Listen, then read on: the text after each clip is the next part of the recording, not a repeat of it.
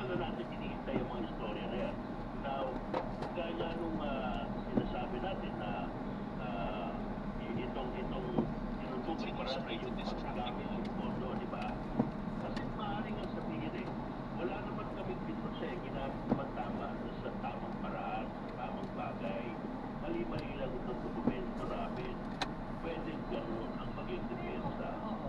Ganun po, kasi parang sa nakita natin kahapon, parang sinabi na po ni Sir Wamil, ano, na mali talaga yung unang-una, yung mga pinaggamitan. Kumbaga, hindi na nga yan po pwede. So, even if sabi sila na kunyari, argument ninyo na mali-mali lang ang dokumento, pero tama ang pinagmit. Parang hindi utugma pa rin dun sa sinasabi sa ating batas, ano? Correct, Cory. But you have to remember, hindi pa tayo tapos. So, hindi pa natin dapat kinahatulan. At this point, ang dapat lang natin tignan, meron na bang pagbabasihan ng sala? Okay? Yan ang burden of proof na tinatawag. Na-overcome na ba yung burden? Sa pananaw ko, yes. Pag hindi ito sinagot ng tama, talaga may sala. Meron talagang ground for unimpeachable offense. Maganda na pag-uusapan ito. Dahil kung sinabi kasi natin confidential fund, at sinabi niya laban sa ganito, laban sa ganyan, ang inuunawa natin wala na, hindi mo na maa-account yan. Kasi ito mga pwede ganapin, hindi pa na basta-basta ganun na din ng department. Dahil may mga sinusunod sila doon sa sinasabing nakapaloob sa Joint Circular of 2015. Hindi yung 1991 ha, hindi yan. At 1991, yung 2015. Yes. Parang tama ba na yung sinasabi po na kaya ginawa na buo itong COA circular na ito na 2015 para magkaroon ng proteksyon against po sa mga abuso sa confidential funds. Because there's an impression na kapag napasok mo na yan sa confidential fund, kahit anong pangalan ilagay mo dyan, at wala nang bubusisi niyan. Parang ganun po. Paki-explain na po sa amin yan. Yung sa mga dating pinag-production niya, nung araw, parang gano'n nga nangyari. Yung intelligence fund, nung araw tawag pa nga sa intelligence fund. Wala na. Hindi mo na pwedeng questionin yun. Nasa discretion yun ng, usually, sa presidente lang yun nung araw Tapos, hindi nagkaroon na ng mga iba. Yes, binibigyan talaga siya ng konting pondo para pangontra sa mga hindi niya pwedeng ibunyag na problema. Ngayon, ngayon, nung araw, ang naging problema dyan, kung saan bagay ginagamit, pati sa bagay na pampolitika, etc. Yun. Ito ngayon ang iniiwasan natin. Okay. Kung confidential to, at ito mga issue is insurgency, criminality, mga sindikato, etc. Okay, fine. Ibigyan nyo kami ng konting informasyon para masiguro natin na doon nga napunta.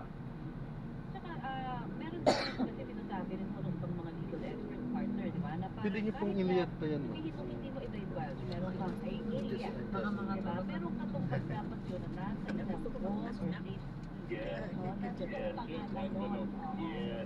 Dapat meron ganun may parang certification or secure list, no? Na kung saan yung katumbas na alias, di ba? Nandun.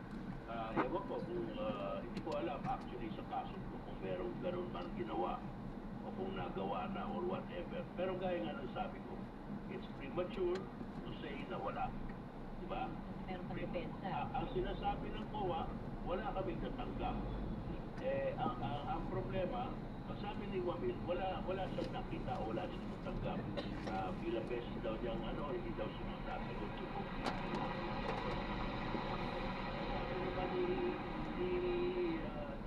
Continues straight with this traffic.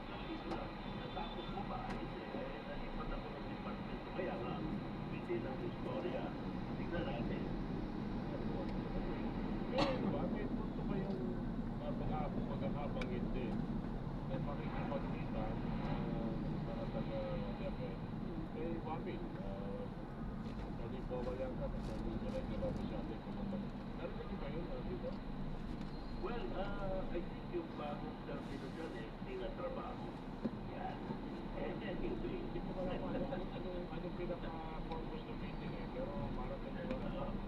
Pero yung nga, diba? Yung nga point ng proseso, diba? Sinasabi nila, after the audit observation memorandum, they're supposed to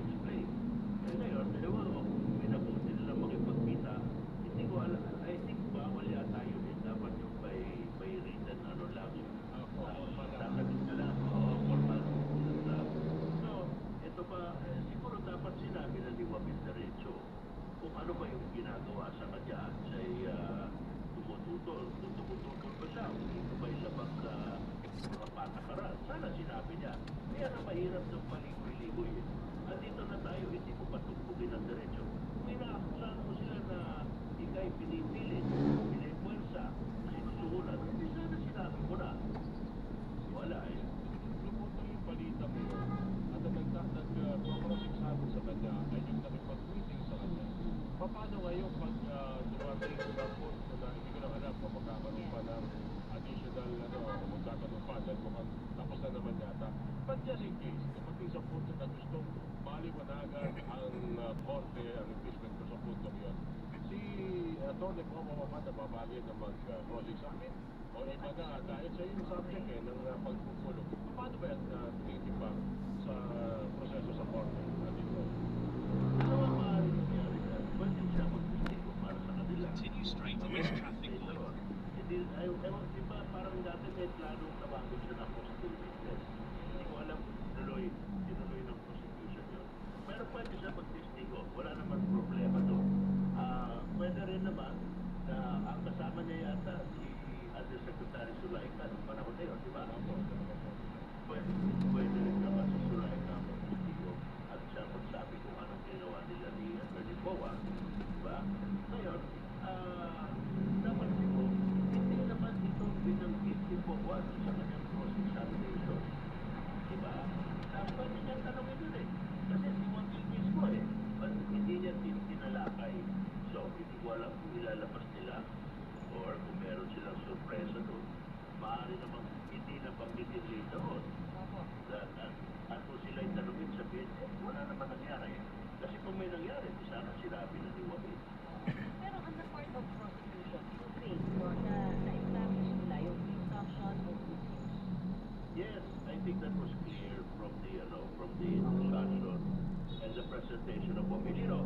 Ang sinasabi ko parati, mahirap yung mga witness na iisa lang ang trabaho, tapos yun lang ang ginagawa, like in the case of Pomil, saka sa mga FBI noon. Mahirap. Yun lang ang ginagawa noon eh. Kahit saan mo pa ikutin ang diskusyon, doon lang pupunta yun, dahil isa lang ang ginagawa niya, dito lang. Tapos pag sanay pa yan na mag-appear sa korte, hindi mo na ma-pressure yan, hindi kinakabahan yan pag Pero ang sabi niya, ito ang kumbaga, talagang legitimate na bigay niya yung mga dapat na tinatanong ko sa kanya para ma-isipin sa kung prosecution nilang presumption of misuse sa gusto nilang establish. Only just to give you a layman's yardstick, no? Kumbaga, yung panigbago panukat ng ordinary tao. Itong issue na to, ito kasi ang pinagmumula ng istorya, dokumento. Di ba? Hindi yung dokumento. Correct. Yung dokumento hindi nakakapagsalita, hindi tulad ng video. Continue straight to the first traffic light.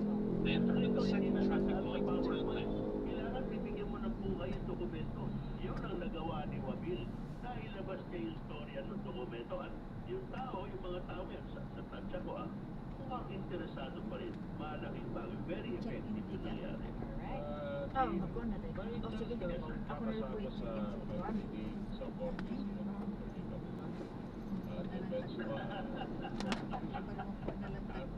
Kulay ang kanyang sa mga huling bahagi ng kanyang examination may bibitawang Oo, di ba? Yan ang advantage ng senior lawyer na malawak ang karanasan. Si Lorna, meron siyang kapasidad na basahin yung tagdaan ng kwarto. She's able to read the room. So kayang-kaya niyang sumempo ng mga ganyan. At siya'y nakakatuwaan at welcome na baka yung ganyan.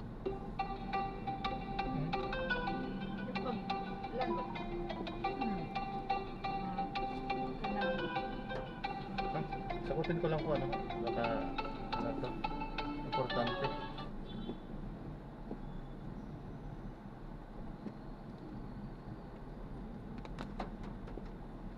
Scam.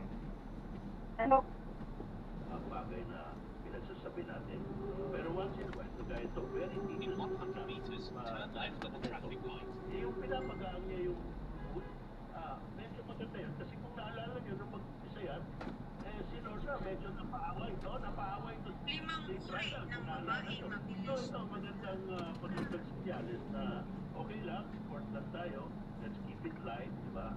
Wow, So, okay lang, welcome. Emotions na nagsinunod ko. Pero Pero madali Pumunta yan, ako, di ba? Sinabi na, hindi sa scam, may may word na. Pero napasok na niya. Nagpapasalamat kami. Thank you, sir. Sa paghanap ng magandang signal at sa panayam. Ako nagpapasalamat sa magandang signal. Sumasama lang naman yung signal ko pag di nila gusto yung sinasabi ko eh. Thank you, sir. Magandang umaga, Connie. Magandang umaga, Orly. Magandang umaga sa mga kababayan. And to everyone else, good morning and have a good day. Thank you, Jose Roy, Duterte Dean Roy, dating Pangulo at Lodi ng pamantasan lungsod ng Manila ang inyong napakita. Dami ko natutunan. Oo, Ano kayo nag-aaral man, no? Kita mo, 9:39 na tuloy. Babalik po kami dito sa Manawan. Walang personalan. One on one, walang personalan. DZBB, Balitang Totoo.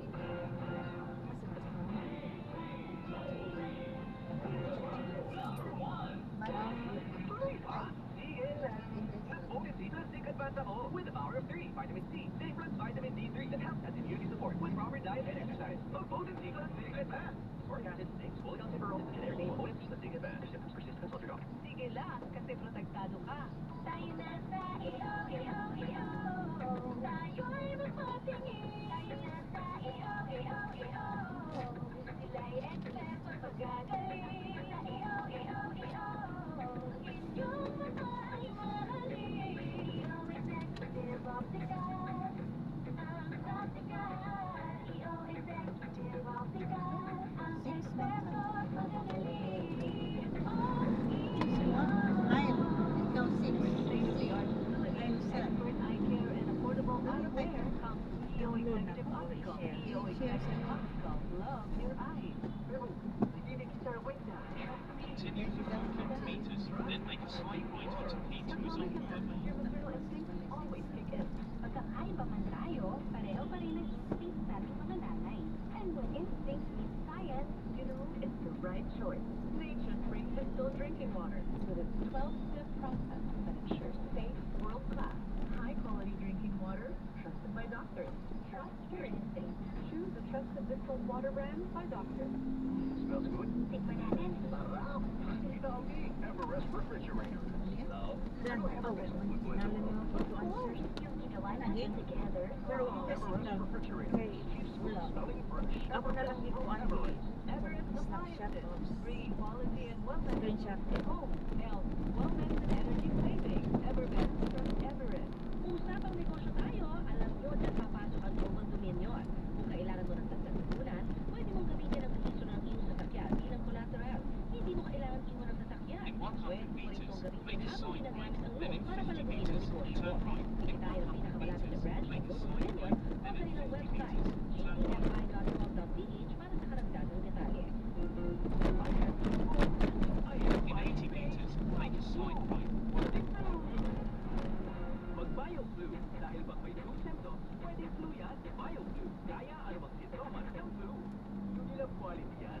Phenylephrine HCl, chlorphenamine, Valium, paracetamol is the generic name of flu. If symptoms persist, consult your doctor. Looking for a wise and lasting investment? The elegant and fully Turn right onto air-conditioned P2's on Columbarium of Boulevard. Dennis Chapels and Columbarium offers walls that hold up to 6 earths, a legacy for today and tomorrow. Habang tumatagal, tumataas pa ang value. Visit us along Commonwealth Avenue, Quezon City, beside St. Peter Parish Church. Call 2-886-80008. Continue for 500 meters, then turn left onto DSA. Plus vitamin D3 that helps as immunity support with proper diet and exercise. Potency plus Sig Advance. Soric acid, zinc, folic acid, ferrol, the generic name Continue straight at this traffic light. Consult your doctor. Sige lang, kasi protektado ka. Kilala mo na ba ang 5-star? Kapag nakikrave ka ng chicken, nandyan lang yan. 5-star na malapit sa'yo, may fried chicken at roasted chicken.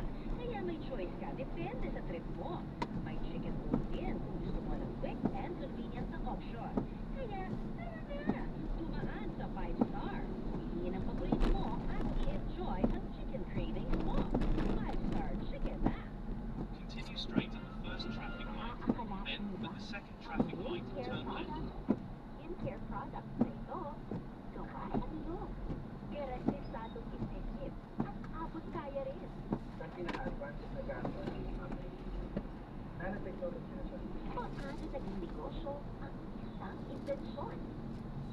yan. Ngayong Sabado, sa Negosiencia. Tuwing Sabado ng umaga, matapos ng hiling galing, turn left to the traffic light. At GTV, i-consulta kay Doc E. Ang inyong mga tanong, pangkalusugan at sasagutin niyang live sa Hiling Galing official Facebook page at sa Hiling Galing YouTube channel. Kaya tuwing Sabado ng umaga, kapag 10:30 na, i-consulta na.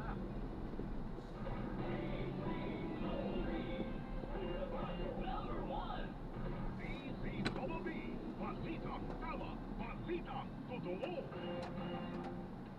One on one, walang personalas. Sumaradyo, DZBB,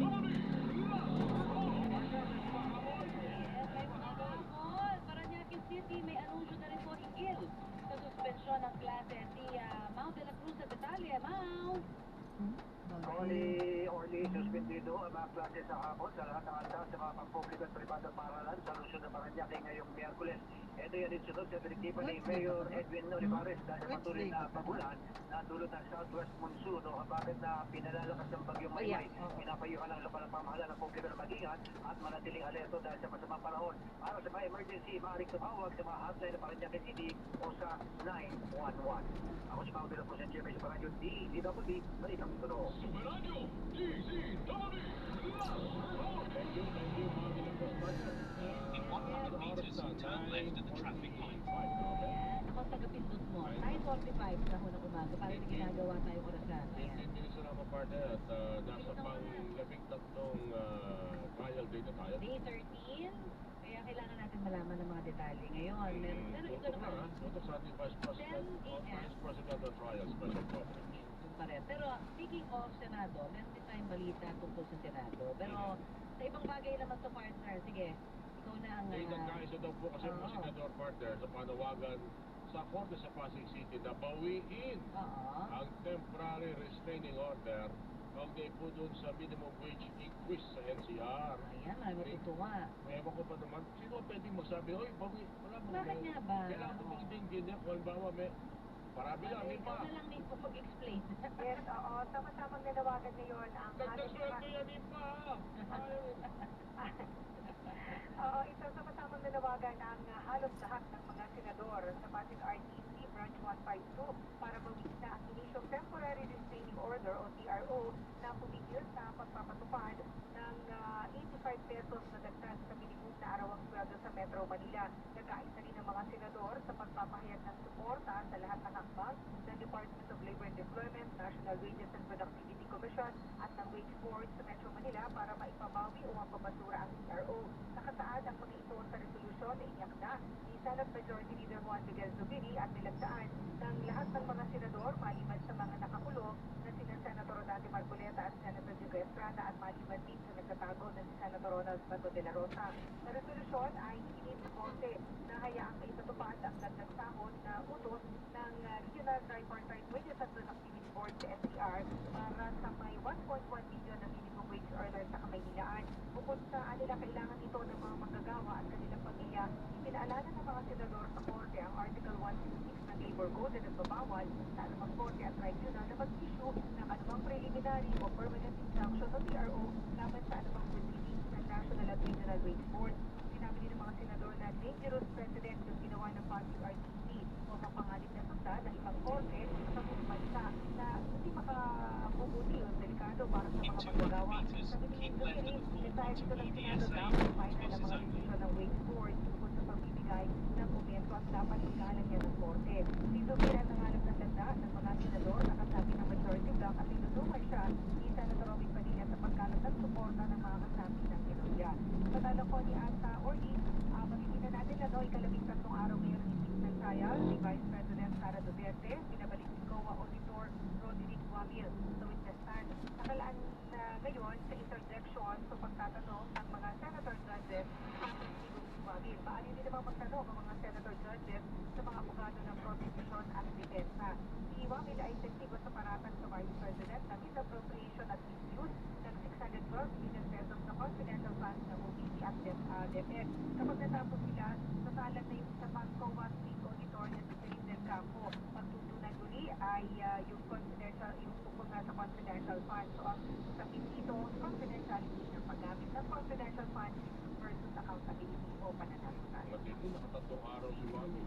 Nakakapagod yun, ha? Imagine mo 3 araw kasi Ilang oras ka dami nakaupo? momentum yan, partner. Ilang oras ba nakaupo? Nakakangawit kaya yun yung...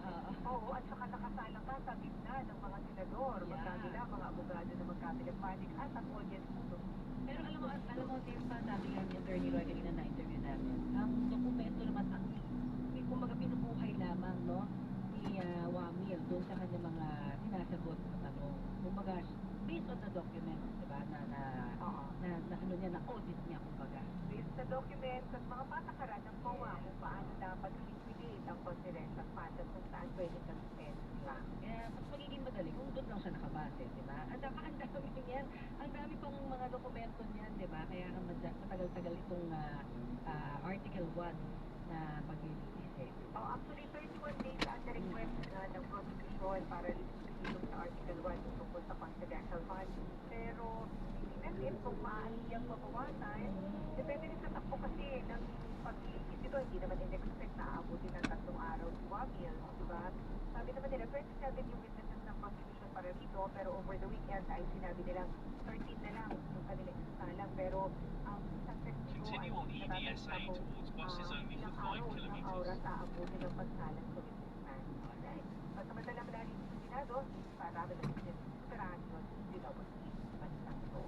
Thank you, Jilpa. Ayan, ang oras natin 9:50 na 10 minutes na lang, ha?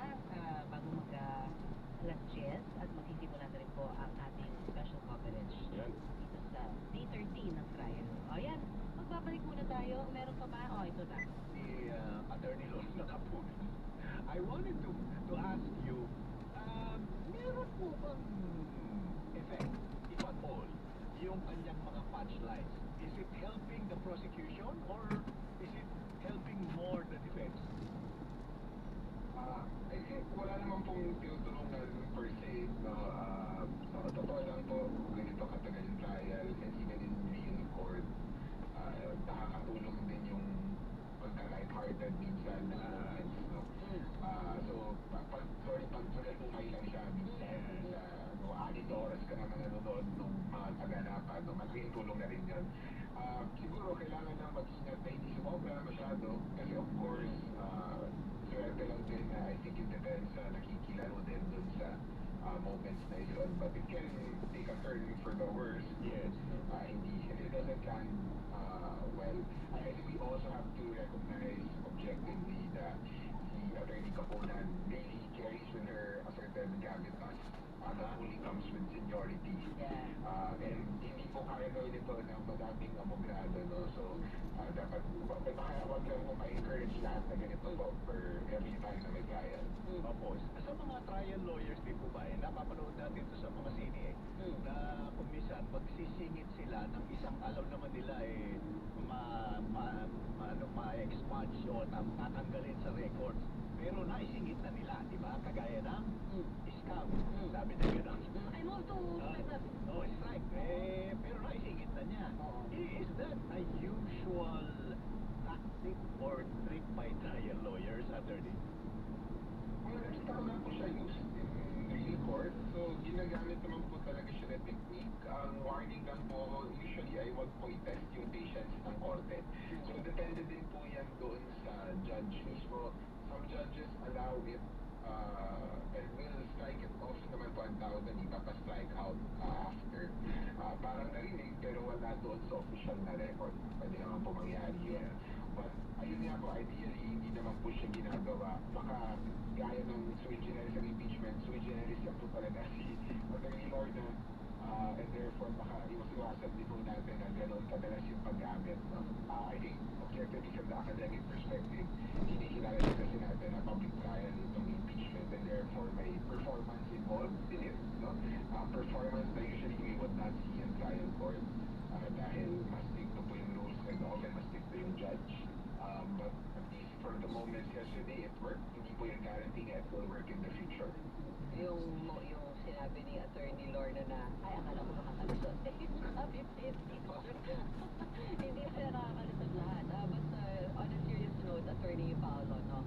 Towards the end of the session natin kahapon, ang impeachment trial, lumabas na ang office ng Vice Presidente nung sila ay binigyan ng AOM ng COA ay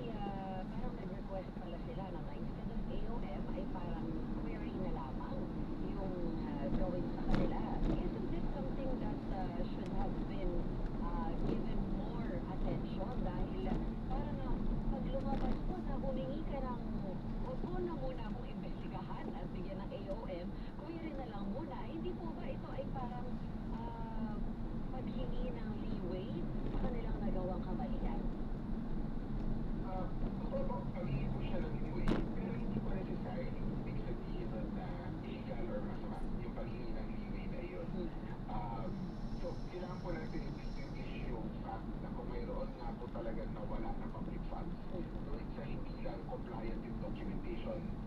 I think yung case na binigay ng prosecution kahapon is both. Ayun po yung in-attempt nila na hindi na nga kayo compliant doon sa documentation ng COA, and clearly dahil serious yung mga resibo, hindi pa napunta doon sa proper government use. But in governance practice po, sa totoo lang, minsan, komplikado po yung mga audit rules, no? And therefore, minsan pwede po before magka-AOM, hihingi po talaga ng audit fees, no, memorandum. But kadalasan po kasi independent din po siya doon sa auditor in charge ng isang ahensya. So, hindi po per se masama humingi, no, basically ng leeway. And I think kung yung balak po ng dependent po yun kung paano i-present pa ng prosecution or paano nila itibinta yun. Ibig sabihin po ba for them parang bigyan ng palusot yung BP and therefore umaamin na nagkasala on the part of the defense, ibibinta naman nila yung as wala namang masama na humingi ng dispensa as long as balak pa rin namin mag-comply. I think which is the case that the defense will make. Una, nagsabit naman kami nung nagkaroon na ng investigation. Yan po yung nakita natin kahapon. But tayo as an observer, no, the COA auditor Juanil has been saying na strictly in compliance dapat kapag auditing na ang pinag-uusapan natin ng public funds ng tao. Kaya sila humihingi ng specific documents. And the defense is saying, nag-comply naman kami. So may substantial naman kaming naibigay.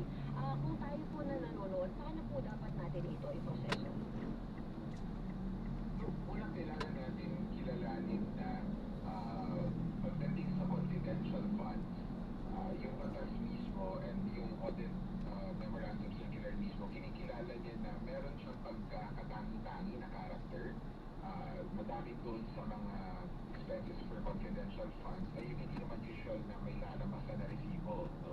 So, halimbawa, hindi naman siya, kung mapapahid ka ng tip ng informant, wala namang nilalabas na resibo yun na lalagyan ako na ng withholding.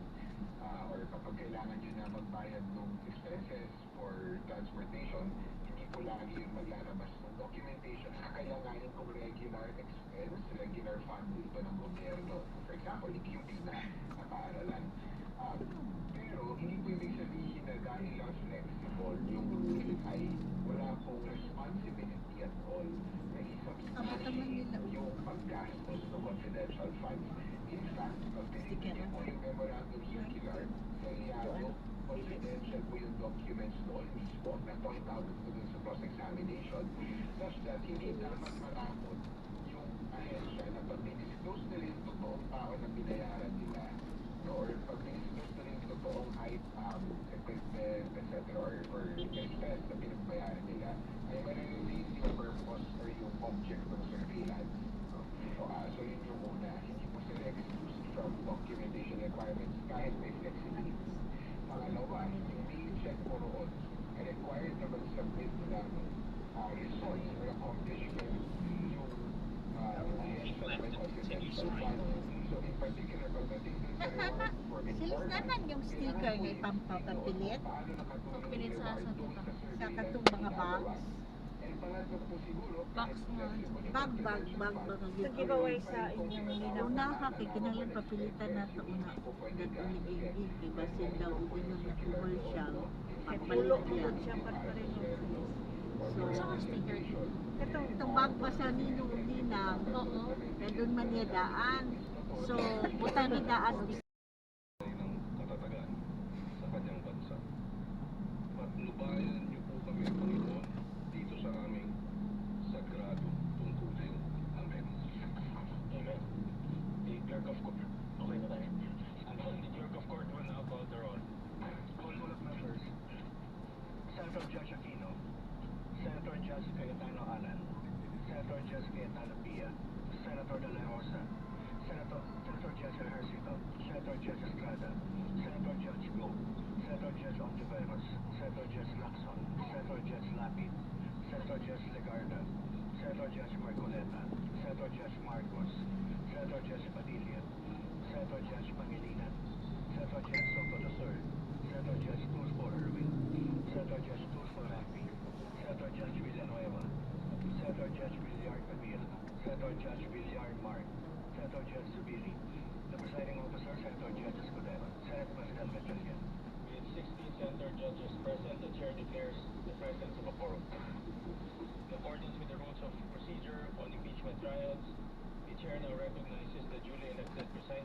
to preside over the proceedings of the impeachment court.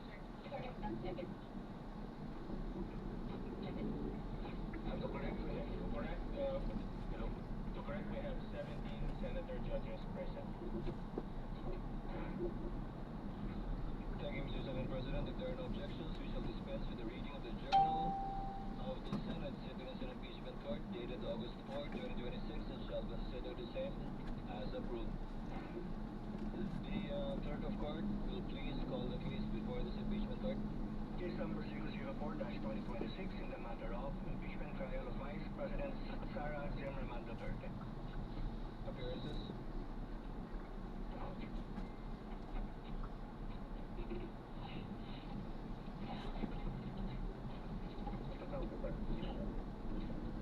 Same appearance for the prosecution, Your Honor. For the respondent. Same appearance for the respondent accused. Good morning, Your Honor. Before the chair continues, the clerk of court, Rodosa, is directed to kindly situate the witness at the witness stand for the continuation of his testimony, Mr. Wamil.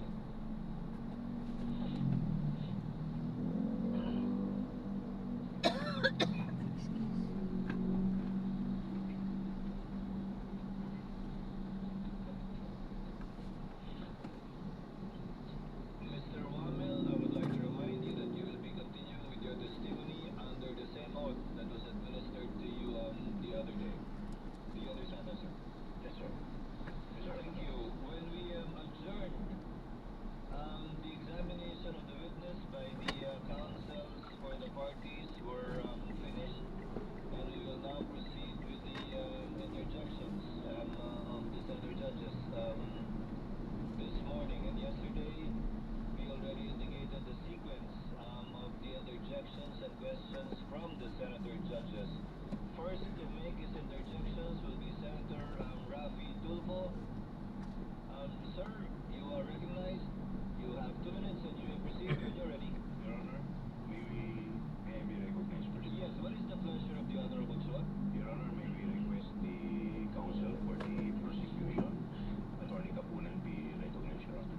The counsel for the panel of prosecutors, Attorney Lorna Kapunan, the designated handling counsel for this witness, may situate herself also accordingly. Thank you, Your Honor. Same appearance. Assigning. Good morning, Attorney Lorna. Senator Tulfo, Rafi, you may proceed, sir, when you're ready. You have 2 minutes, sir. Mr. President Officer, point of order lang. Yes, what is your point of order, Honorable? Kasi kahapon, nabanggit na si Attorney Tulfo, magaling na abogado siya, ay pumunta sa OWA, tama? Para mag-usap tungkol dun sa sinasabing audit query. Now, yung ba conflict of interest yun para siya ay mag-represent dito ngayon? Sa ano natin, pinag-uusapang confidential funds wherein siya mismo pumunta doon sa OWA office para what do you think, Mr. Presiding Officer? The respondent in this case, Senator Judge Tulfo, is President Sara Zimmerman Duterte. Attorney Boa, although he served under the office of the Vice President, I believe, and even under DepEd, is not a named respondent to this case. And in fact, is one of the lawyers, as you can see, of the respondent. There is no, I believe there is no conflict with respect to that, given that he is not the one in trial in this case. Okay, I rest my case. Presiding Officer. Ngayon, pwede nang simulan ni Anika yung oras. Mr. Witness, what's the OBP at saka DepEd? We're talking about confidential funds. Meron pa ba ibang ahensya ng pamahalaan na in-audit nyo ang kanilang confidential funds? Based on the GAA po, may mga other agencies na may allotment for confidential funds. Kaya nga, meron kayong mga na-audit? Yes po, Your Honor.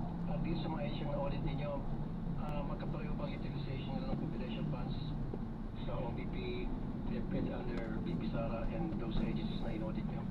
Ang yung utilization naman po ng confidential fund ay separate and distinct for every agency since yung kanilang utilization ay based on their mandate or operations. Okay. Sila ba'y gumamit ng mga agencies, gumamit ng mga pangalan Chichiria, etc.? Yan po ay mga informants. Yan po ay hindi ko na pwede. Ang alam ko po ay hindi ko po ma-determine based on the documents submitted since hindi naman po naka-indicate dun sa kanilang submission na yung mga pangalan na nandun ay agencies or not. Okay. Noong April 2026, nag-issue kayo ng disallowance sa OBP and its officers para at the same time ipinasusoli nyo yung parte ng confidential funds. Can you repeat your question for your honor? I think that was April of 2025. Nag-issue kayo ng pinasusoli nyo ilang parte ng confidential funds ng OBP. I do not have personal knowledge na po about Genesis. Wala na po ako sa info noong February 12, 2023 po. Okay. Anong reason ba't pinasusoli yung parte ng confidential funds na disallowed? What are the reasons? Wala po akong personal knowledge about Genesis. Hindi naman po ako yung nag-issue ng disallowances. Nung na-issue po yung disallowance ay na-transfer na po ako to other agency of the COA. Okay. I think it was April 10, 2026. So wala na po kayo doon. Yes po, Your Honor. Then keep left at 4 Montague Okay. DSA. Sinabi kahapon ni Attorney Poa na ibinigay yata yung co-circular ng 1992, if I'm not mistaken, na hindi dapat banggitin yung pangalan ng mga recipient dahil for reasons of security and national security ng tao, ng recipients and national security. Would it compromise sa tingin po ninyo yung security ng informant kung hihingan nyo sila ng resibo patungkol sa mga gamot na natanggap nila mula sa confidential funds? Katulad nga po nung sinabi ko during my testimony, ang hinihingi po namin ay yung proof ng pagbili when it comes to the official receipt and the sales invoice po. Correct. Halimbawa, resibo, bumili ng maintenance o antibiotics, yung ganong klaseng receipt dapat, diba, ang hinihingi nyo? Yes po, Your Honor. Pero ang sinasabi nila, yun daw ay mag-jeopardize o magkakaroon ng problema sa national security. Actually, yung minention po nila na circular which is yung 1999 is already repealed na. Repealed na? Opo. Pero it's just the same. Sa tingin niyo ba yung pagbibili ng chichiria o dili kaya pagbili ng shampoo o suka sa sari-sari store, would that jeopardize the national security kapag yan ay binorgan sa inyo, binigyan ka ng sino? Ay, hindi po. Thank you. Thank you, Senator Rabi Tulfo. Next to make his interjections will be Senator Bam Aquino. You are recognized, sir. You may proceed when you're ready. You have 2 minutes. Maraming salamat, Mr. Presiding Officer. Attorney, good morning. Good morning po, Senator.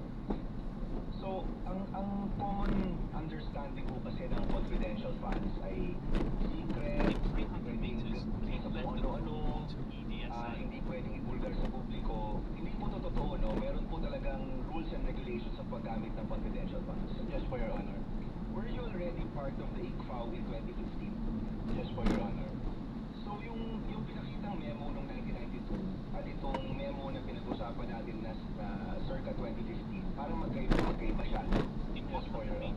Do you know the reason why the rules change with regard to the usage of confidential funds? Since yung paggamit po ng confidential fund at intelligence fund ay kailangan ng strict accounting and auditing rules. So, nagkaroon po ng circular para ma-ensure na yung paggamit po ay properly accounted at hindi po magamit for personal use or business. Yan yung laman ng memo. Pero ang tanong ko, do you know why it was changed? Kasi parang lumalabas magkaiba yung paggamit nito if you look at the 1992 circular, iba sa 2015. Dun po kasi sa yung circular ng 1999, walang differentiation as to the CIF po. Pero dun sa 2015-01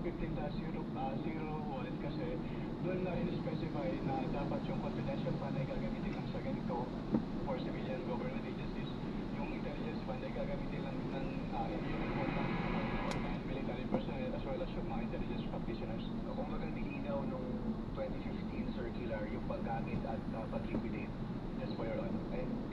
circular after 2015 or ito pa rin yung ginagamit din? Yan pa rin po yung ginagamit, Your Honor. Okay, second question. Anong pinagkaiba ng AR sa OR? Ang OR po kasi, ini-issue po siya ng mga pinagtitan na BIR registered. So, yung AR naman po, yun yung ginagamit ng agency para proof na binigay nila yung payment or payment dun sa tao na naka-receive noong payment. And it seems na mas katanggap-tanggap sa inyo yung OR kesa AR. Is that correct? Depende po yan, Your Honor. Kapag purchases po kasi, kailangan po talagang OR yung ibigay sa amin kasi doon po namin tinitingnan kung yung ginawa, kung nag-purchase po talaga sila. Kasi official receipt, acknowledgement receipt, sabihin ng tao, pareho namang resibo, parehong receipt. Anong pinagkaiba niya? Yung acknowledgement receipt po kasi, ina-acknowledge doon nung recipient ng payment na natanggap niya yung payment. Pero yung OR po kasi, parang yun yung proof na nag-purchase si agency doon sa pinagbilan nung items. Nung item. So pwede mong matrace. Kung OR, pwede niyong matrace. Yes po, Your Honor. Kung AR, pwede niyo po ba itong matrace o hindi na? Pag AR po kasi, kung ano lang po talaga yun nandun sa face nung document, yun lang po yung basis namin since document-based po yung audit namin. Pag AR po kasi, makikita lang po kung saan binili. Yun lang yung information, tsaka kung sinong tumanggap. Opo, yung pinagbilan po. Okay, dito naman sa tumatanggap, no, allowed ba yung code names? Allowed ba yung alias sa inyo? Based on the provision of the joint circular, it is neither allowed nor prohibited po since silent po yung joint circular as to that. Is that as of 2015 or even in previous liquidation of confidential funds? So, wala. Based on my recollection po, even yung dating circulars po, buhat nung nag-assume po ako sa ICFA, wala naman pong provision as to the use of aliases. So, bawal ang paggamit ng alias? The circular is silent po. Okay. Para sa inyo, kung alias, yung paggamit ng alias ay bawal, so hindi importante kung may ibang tao ito, totoong tao ba ito, basta yung pangalan na binigay sa inyo, ang expectation nyo, totoong tao yan.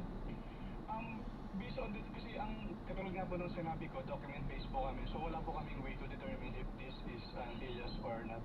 But in general, ang diyatanggap ng dokumento, dapat totoong tao. Yes po, Your Honor. Okay, next. Did you have any, napag-usapan nyo kahapon yung dealings nyo with OVP nung lumabas na or malapit na lumabas yung AOM? Previous to that, meron ka bang dealings with OVP? Wala na po, Your Honor. So walang kumausap sa inyo, walang nagtanong kung paano to dapat i-liquidate, apart from the meeting which included Attorney Poa? Wala na po maalala, Your Honor. Okay. Last question lang, Mr. Presiding Officer.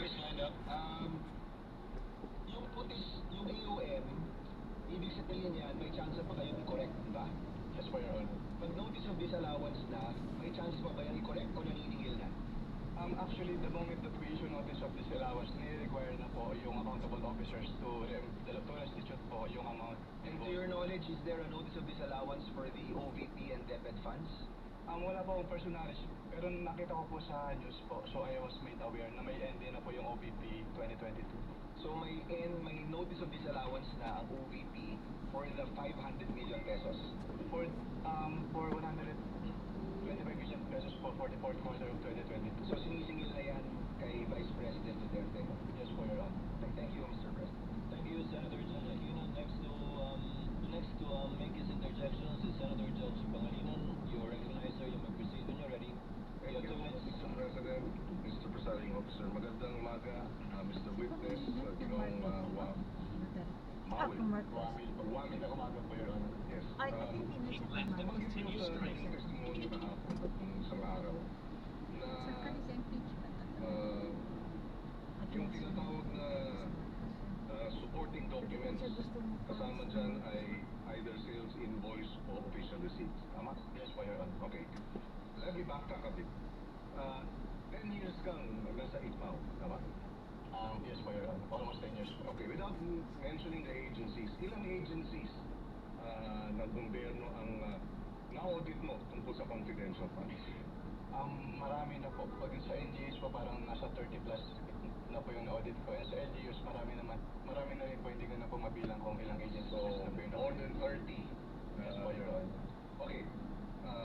Sa Sa mga ahensya na ito, 30 ahensya, masasabi mo ba na nire-require din yung liquidation ng official receipts at ng sales invoice?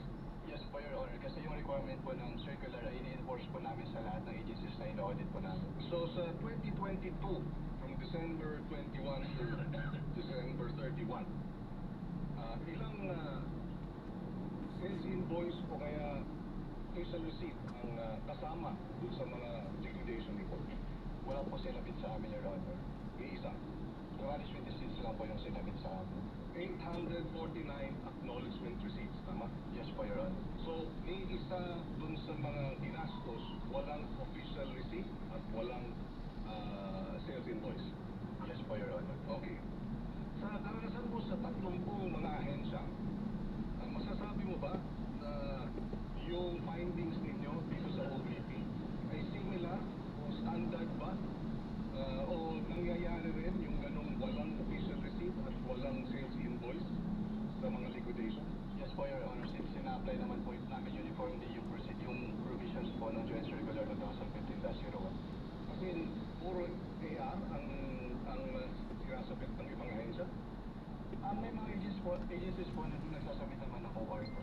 So, sa experience mo dun sa December 21 to 31, masasabi mo bang standard practice yan ng iba pang mga ahensyang iyong na-audit?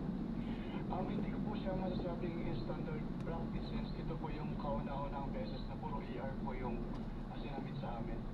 So, first time sa iyong 10 years na puro AR lang at walang sales invoice, walang official receipt. Opo, ganun po kadaming AR kaagad yung sinabi. Top 125 million, no? Na walang sales invoice at walang official receipt. Yes po, Your Honor.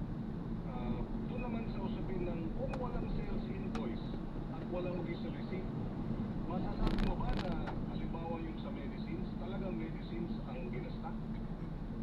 Kung sinabit po sana sa amin yung official receipt po or sales invoice, masasabi po sana namin. Pero since AR lang po sinabit, hindi po namin masasabi. So, kasi sinasabi nilang, total naman, just to wrap up, gamot naman yan eh. Diba? Mabuti nga, bumibili ng gamot. Masasabi mo ba dun sa liquidation report nila na yung 122 million worth of medicines ay talagang medicines ang binili? Hindi po, Your Honor.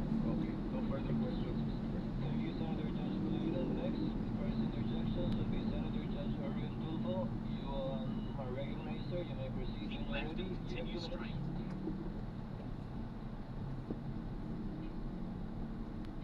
Thank you, Mr. Presiding Officer. Testigo, tama po ba ang pagkarinig ko na sinabi niyo kanina under sa COA DBM Joint Circular number 2015-01, hindi naman kailangan ilagay ang tunay na mga pangalan ng mga intel agents or informers na tumanggap ng intel o confidential funds sa OVP tulad ni na Mary Grace Piatos, GP McDonald, Mickey Mouse at iba pa? Sinabi ko po, Your Honor, ay silent po yung circular as to that matter po. Silent, so po pwede. Kung when we say kasi silent, pwede. Hindi po, Your Honor. It is neither allowed nor prohibited po. So, if this is not allowed or prohibited, I mean, bakit nang-i-audit po ninyo ang confidential intelligence fund po ng OVP, hindi ninyo iniyan tunay na mga pagkakilanlan, Piatos, McDonald, Mickey Mouse at iba ba? Ang katulad nga po nung sinabi ko sa aking previous testimony, ang focus po ng audit namin ay compliance audit. So, kung ano po yung provision ng circular, yun po yung ginagawa namin basis for our Okay, compliance.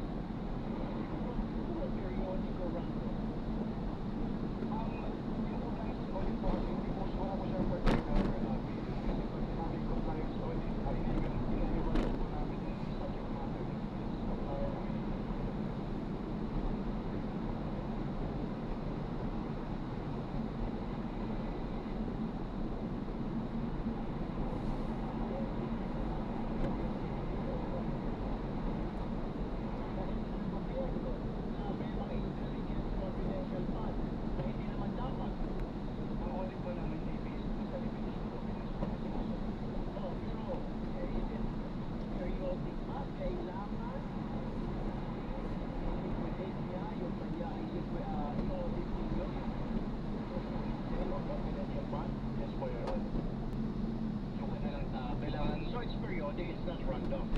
Yes po, Your Honor. Okay. Kung kaduda na po ang disbursement ng OBP, okay naman, sabi niyo po, di po ba yung mga benefits o pangalan ng tao, bakit hindi po ninyo pa sinampahan ang kaso sa Ombudsman ng OBP?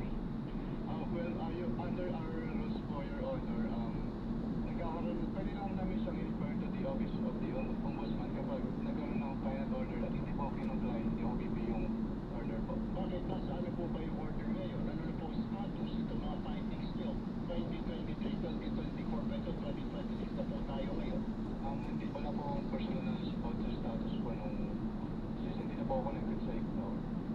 Okay, so hindi ka na connected sa ICPAO, so wala ka nang pakialam kung ano na nangyari sa kaso na ito. Ang meron na wala akong pakialam, pero yung mga ganyan bagay po Skyway po tayo? hindi naman ina-announce Terminal sa 3? buong power. Skyway po, hindi na. So, ibig sabihin, Skyway ba? hindi mo na alam kung Skyway po. hindi mo rin alam kung bakit hindi kinasuhan or Turn right on the ramp towards Alabang SLEX. Thank you very much, Mr. Presidio. In 200 meters, keep left to turn, then in 90 meters, right side. You are recognized, sir. You may proceed when you're ready to next. Mr. Presiding Officer. Mr. Valdez, nakita ko dito merong 6 na EOMs na issue. And meron dito sa 6, non-submission of documentary evidence of payment. Ito ba ay na-fulfill ba ito? In 60 meters, enter new road. Based on sa mga na-issue ko po, since ang na-issue ko lang po na EOMs ay for the fourth quarter of 2022, first to second quarter of 2022 of the OBP, and second quarter of 2023 of the OBP. Ang naabutan ko po lang po na may response na may kasamang documentary evidence of payments ay yung fourth quarter of 2022 po ng OBP. Fourth quarter of 2022. Ano, di ba kasi pag na-issue ka ng AOM, ang sagot normally is compliance, di ba? Yes po, Your Honor. Yung na-comply na is fourth quarter of 2022 for this particular item in non-submission of DEP, documentary evidence of payment. Yes po, Your Honor. Based on my personal knowledge po, sila lang po yung Ano yung kanilang ginamit para ma-fulfill itong non-submission of DEP? Nagsabit po sila ng acknowledgement receipts po. Ito yung mga acknowledgement receipt na pinakita ng counsel for the prosecution. Yes po, Your Honor. Nung sinabit sa inyo itong mga acknowledgement receipts, may mga pangalan na nasabi ng ating mga senador. Pinalidate niyo ba kung itong mga pangalan na ito ay totoo o hindi? Hindi po, Your Honor, kasi hindi po yan yung focus po ng audit namin. So, this what we do po is compliance audit. So, ang naging focus po namin ay yung expenses po na based on the base of the acknowledgement receipts. As well as yung kung saan pinayad, as well as yung amount po. Since binabalidate po namin siya based on the requirements of the Joint Circular 2015-01. Kasi pinabalidate niyo ba kung yung pangalan ay totoo o hindi? Hindi na po kasi hindi po yung focus ng audit po namin, Your Honor. Kasabi mo rin kanina sa sagot mo na neither allowed or Turn disallowed. right off the ramp. Tama? Neither allowed nor prohibited. Or prohibited ang paggamit ng alias. Yes po, Your Sa Honor. ibang mga agencies na enforcement agencies, ibang government agencies na gumagamit ng alias, pinapayagan ba o hindi? Hindi naman po namin palitin na document sa kung alias or not kasi wala naman po silang ina-attach na document. Ang nagkasabing alias po yung Continue straight to the first traffic light. Then, in 100 meters, merge left. Gumagamit ng alias? Katulad po nung nasabi ko, Your Honor, hindi po namin ma-determine based on the document alone kung alias ba yan or not. Lalo na sa mga informant agencies na gumagamit ng intelligence funds. I would assume na may mga cases na gumagamit sila dahil mga mga informants. Pero kapag ganyan na experience na sinabi sa inyo ng agencies na hindi nila ma-reveal yung totoong pangalan, dahil hindi naman prohibited, di ba? Wala pa naman po experience, Your Honor. So lahat ng mga Into ERs right na Bush Lane, merong then turn ganitong right off the ramp towards E6, 9 turns, source of information, totoong pangalan ang sinasabit nila. Hindi, katulad po nung nasabi ko, wala po kami way to determine since nakabase na po kami on the base of the document na submitted po.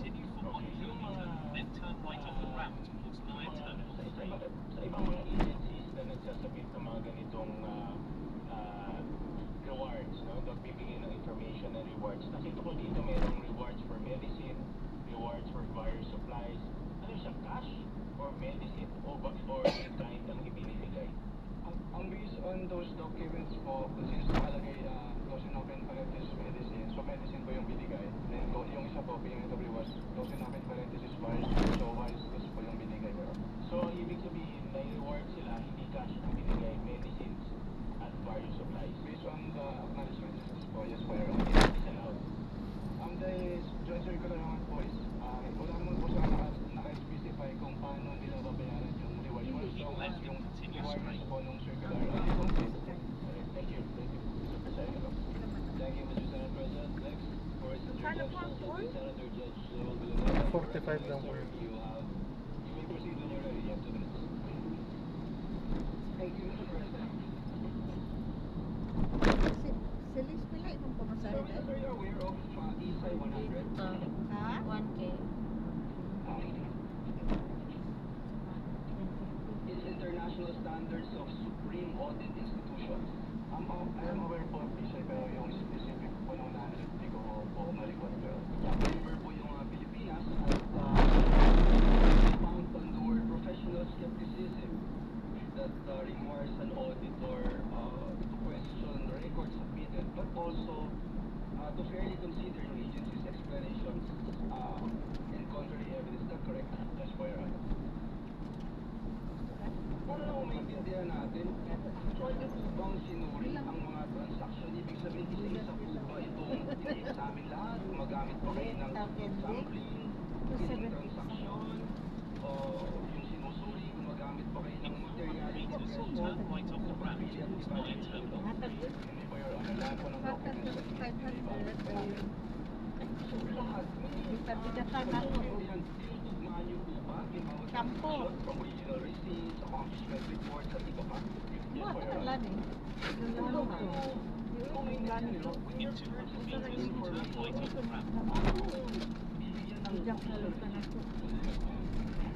Honor, kapag ang kagawin na po nung sinabi ko kanina, kailangan ng official from the supplier. So, ibig sabihin sa supplier lang, sa tao, hindi kailangan ng resibo. Yes, po, Your Honor. Malinaw po yun. Pag sinabi kong resibo, OR po, pero pag purchase of information, inaano po namin yung acknowledgement receipt. So, you allow acknowledgement receipt. Dahil information yung binili, wala namang sila nagbibigay na resibo for information that they're selling. Yes, po, Your Honor. Sa madaling salita po, yung findings nilo ay batay lamang sa deficiencies in the documents submitted o nakukumpirma niyo rin po na sa pamamagitan po ng independent verification. Ang audit po kasi namin ay documentation. Ano po yung nalaman ng documents, vis-a-vis information ng joint circular, yun po yung nagiging available for our findings. Doon lang sa dokumento. Joke ka lang. Oy, dali-dali mo pwede lang. Yes, po, Your Honor. Ngayon po, Mr. Wamil, Attorney Wamil, para malinaw po sa atin, kayo po ba mismo ang nag-audit itong bawat transaksyon at naganda ng initial findings o mayroong po kayong team? Ako lang po, Your Honor. Kayo lang po ang nagre-review nito bago maging final report? Hindi po. Meron po akong division chief. Siya po yung nag-review, Your Honor. Doon po sa proseso, ano yung material findings, recommendations, and conclusions na maaaring dinadagdag o inaalis o binabago ng inyong ino-audit. Bakit po? Actually, yung laman po nung na-issue ng AOM, kinumpare ko po yun sa aming nilapat. Parehas naman po. Sorry. Pakiulit po. Yung in-issue po namin na AOM po kasi, kinumpare ko po yun sa aking nilapat. Parehas naman po yung substance ng AOM. Sir Ramit, from AOM to notice of discrepancy, suspension, and then notice of disallowance. Yes po, Your Honor. Ano po yung mga nabago doon? Kapag AOM po kasi, parang nire-require po namin, based on the joint circular. Sir, ang question ko po, ano po yung nabago? Ibig sabihin from AOM, nabago po, di ba? Kasi binanggit ko sana, ito yung hinahanap namin. Wala pa rin po. Nag-issue na po kayo. Sa pangalawang stage, nag-issue na po kayo ng notice of suspension. Yes, sa pangatlong stage, nag-issue na kayo ng notice of disallowance. Dun sa stages po na yon, marami po bang nagbago? Para po kasi sinasabi natin dito, hindi pa rin po sila sumunod sa pangatlong pagkakataon, sa ikatlong stage. Yes po, Your Honor. Actually, ang na-issue ko lang po ay notice of suspension, pero i-discuss ko na lang po din yung contents ng notice of suspension. Ang una po, Sige po, from AOM to notice of suspension. ay sige po. So, yes, I'm winding up, Mr. President. It's the same question that I'm asking because we don't want to talk about the notice of disallowance from AOM to notice of suspension. Okay po, Your Honor. Since nung nag-issue po kami ng AOM, wala pa silang documentary evidence of payments. So, sinabit lang po nila yung documentary evidence of payments sa ICFAO upon receipt na nila nung kanilang AOM. And then, dun po sa aming notice of suspension, upon evaluation of their responses to sa aming AOM, at kasama na rin po doon yung documentary evidence of payments. So, doon na po namin nakita yung payment of rewards na cash, medicines, and in various goods. Tapos yun, nakita din po namin yung mga purchases nila na walang visa receipts or sales invoice na supporting document. And then, yung mga date po ng payment ng kanilang acknowledgement receipts ay naka-date po ng December 2023 at yung iba po ay walang date. And then, Your Honor, may I be allowed po to refer to the NS for the... Thank you, Mr. Presiding Officer. This is very important because it shows that the agency were given chances, 3 stages para mag-submit ng hinihingi po ng ating COA. Kuya! Yes, Kuya! The last question, Mr. Presiding Officer. Thank you. Sige po, habang naka-stop po tayo. Hindi umaalis po. Ayun po, Your Honor. Doon po sa NS po namin, nag-get po kami ng findings na nakalagay yung amount ng kanilang expenditure based on the acknowledgement receipts compared to the accomplishment report ng mula na 50, Which was not present in the AOM. yes, Your Honor. Thank you. Salamat po, Mr. President. Thank you, Senator Judge Villanueva. Senator Judge Risa Tiveros is recognized. You may proceed, ma'am, when you're ready. Your 2 minutes. Salamat po, Mr. Presiding Officer. So, witness, para klaro po sa mga nanonood, kapag pinag-uusapan po yung confidential and intelligence funds, sine-check pa rin po ng COA kung paano ginastos yung pera. Tama po ba? Yes po, Your Honor. Okay, so ibig sabihin, kahit confidential ang tawag sa confidential funds, kailangan busisiin pa rin yung pinagkagastosan. Tama po? Yes po, Your Honor, kasi public funds po siya. Kasi public funds. Okay. Ngayon, yung mga resibo na hinihingi nyo sa COA, again, para sa mga nanonood, para saan ba talaga yung mga resibong iyan? Ang kailangan po kasi namin malaman kung talagang bumili po sila nung kanilang mga binili, Your Honor. Okay. Kailangan malaman nyo kung talagang binili Yes po. yung binibili. At, Ito lang po namin nakikita yun sa official receipt or sales invoice po. okay, OR o kaya sales invoice. At hindi lamang sa mga AR. Yes po, Your Honor. Okay, unless nga para dun sa pagbili o pagbabayad ng information. Yes po, Your So, Honor. importante talaga na makapagsumite ng mga dokumento at resibo ng mga di umanong pinagkagastusan. Yes po, Your Honor. Okay. Sa kaso po ba ng OVP at ng DepEd, nakapagbigay po ba sila ng mga kompletong dokumento at resibo na hinihingi ng COA? Ang tanging period lang po na may sa pagkakalap ko na mayroong documentary evidence of payments based on may stay sa ICFAO yung 4th quarter of 2022 at based po doon sa kanilang documentary evidence of payments for that period, wala po silang sinabit na official receipt or sales invoice, tanging mga acknowledgement receipts lang po. Okay. So, yung mga supporting documents na required, hindi ko po pwedeng tanungin kung kaagad nilang naibigay dahil hindi po naibigay yung ibang supporting documents. Yes po, Your Honor. May isa po within any time period after na dapat nilang sumitin yan. Yes po, Your Honor. Okay.